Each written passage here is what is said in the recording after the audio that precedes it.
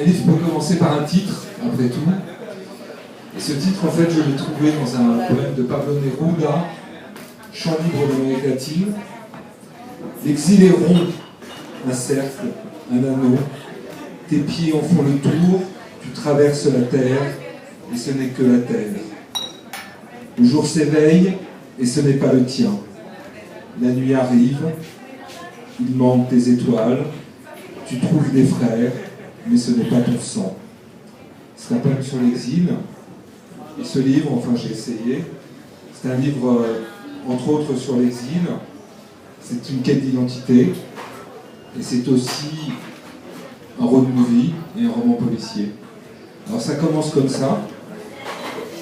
Quelques heures avant d'enterrer sa mère, Léonard crut entendre le râle d'un animal à l'agonie. Il se redressa dans son lit à l'affût, mais comprit assez vite que le vent de Manhattan lui jouait un mauvais tour. Nulle plainte, il ne s'agissait que de rafales. Incapable de se rendormir, il se leva lentement pour ne pas déranger Alice. Il enfila un caleçon et descendit l'escalier. Au salon, il tourna un peu en rond, puis se posta à la vitre glacée du beau rideau. La neige s'abattait sur Baker Street comme si elle n'allait jamais s'arrêter. À l'horizon, il n'y avait plus ni bitume, ni voiture, ni arbre, ni borne à incendie, juste un dénuement insondable qui donnait une impression de lévitation. Globalement, les New-Yorkais aiment voir leur ville tapissée de flocons.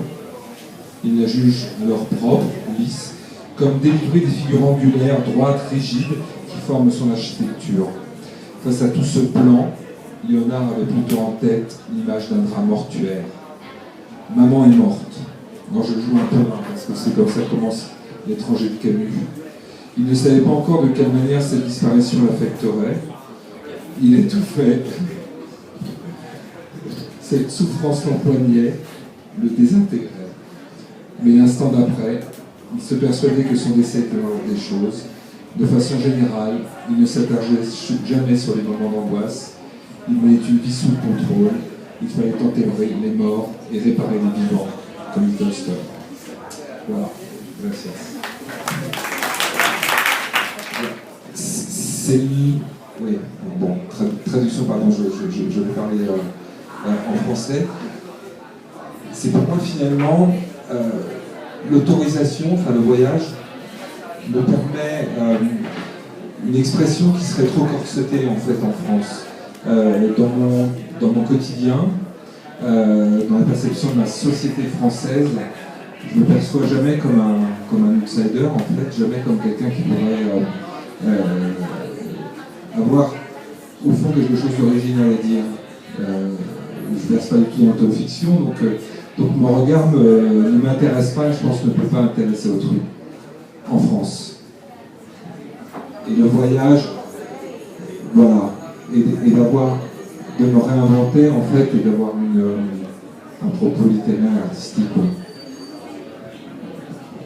Bueno, pues voy a intentar traducir, pues el viaje le permite salir digamos, de los límites de la sociedad francesa y como no le interesa mucho la autoficción, pues el viaje pues, le permite reinventarse a través de esta escritura.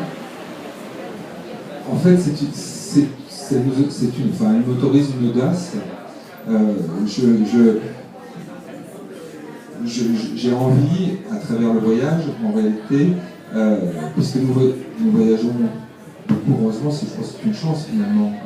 On a la chance de pouvoir quitter un peu son pays. Et il est vrai que tout à coup, on s'échappe à soi-même, on distille, le temps s'échappe, et on arrive à une vérité en fait de son être aussi, qui n'est pas visible en fait dans son quotidien.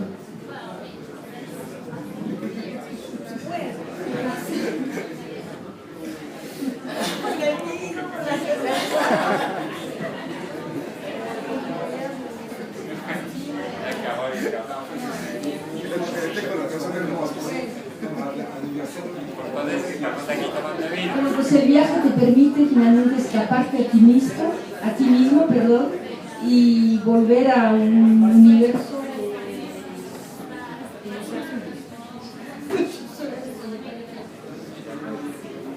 y volver finalmente a inventarte a ti mismo. Es lo que te permite el viaje, te autoriza, digamos, a todo esto.